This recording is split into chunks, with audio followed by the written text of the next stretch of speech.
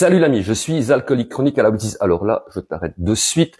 Oui, peut-être tu as ce type de diagnostic, mais en aucun cas c'est le diagnostic qui te définit en tant que personne. Tu es bien plus que ça. D'ailleurs, toutes les personnes, qui ont un problème d'addiction ou de troubles mentaux, ok, d'accord, mais on n'est pas la maladie, qu'on soit bien d'accord là-dessus. Donc soit. Le problème, c'est que j'aime ça et j'arrive pas à arrêter. Alors, comment faire? Alors, figure-toi que moi aussi, j'aimais beaucoup ça, pas spécialement la bêtise. Moi, j'étais un buveur de 5.2, de pils un petit peu normal, mais j'aimais aussi beaucoup le goût du whisky, de la vodka et du gin, d'autant plus quand on rajoutait un petit soft qui rajoutait cette petite fraîcheur sucrée. Alors bon, comment faire? Alors là, évidemment, il y a moyen de faire, évidemment. Il y a plusieurs solutions. Donc, comment faire?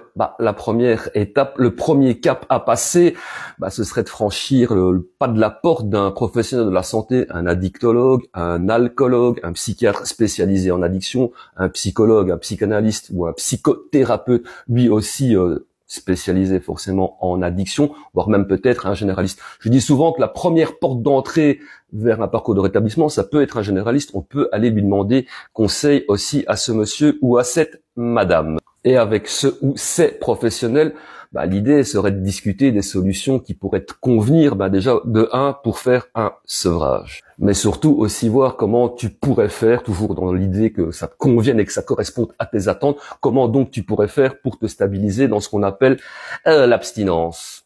Alors, niveau solution, ça peut être de l'ambulatoire, comme on dit. Donc, tu te rends X fois par semaine, par mois, je ne sais pas, chez un ou plusieurs professionnels. Tant qu'à faire, c'est bien d'en avoir au moins deux. Faut jamais hésiter à multiplier les ressources de soutien. Sinon, c'est de l'hospitalisation. Et là, c'est un petit peu au choix de chacun. Parce que se faire hospitaliser, c'est quand même quelque chose qui peut, psychologiquement, je dirais, être un petit peu compliqué. Donc voilà, je reviens avec ce que je disais là tout à l'heure. Il faut trouver la solution qui nous corresponde et qui répondent à nos attentes, oui. Toujours dans l'idée de comment faire et que ça se passe bien, en tout cas l'après-sevrage, parce qu'au final, le sevrage, c'est qu'une petite étape, limite, je le dis en exagérant quand même un poil, c'est l'étape facile, le plus compliqué, c'est l'après. Donc ça va être le continu du suivi, du soutien psychologique, mais surtout, ça va passer par le changement d'environnement. Si on ne change pas son environnement, moi je dis toujours, si on fait pas ça, ça sert même à rien de penser, de commencer à arrêter. Quand on parle de changement d'environnement, je parle pas spécialement de déménager parce que c'est pas toujours possible. Si on peut le faire, faisons-le.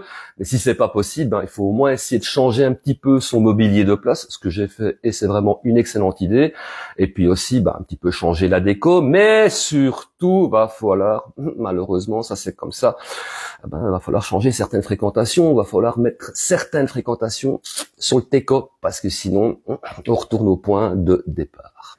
Une étape aussi à respecter quand on arrête, quand on va vers l'abstinence, ça va être le deuil du ou des produits. Donc oui, on va un peu passer comme ça par le déni, la colère, le marchandage, la dépression et l'acceptation, parce que c'est un petit peu ça les étapes. Moi, je suis un petit peu passé par là, j'étais un peu comme ça, puis comme ça, puis comme ça. Puis finalement, j'ai accepté le fait que oui, j'aime bien ça, certes, oui, évidemment, mais pour ma santé mentale et physique, c'est pas l'idéal. Donc, j'ai fait mes adieux définitifs au pluriel, produit au pluriel, forcément. Je leur ai dit ciao, désolé les gars, on s'est bien amusé, mais là, c'est fini parce que j'ai envie de me sentir bien dans ma tête et dans mon cœur.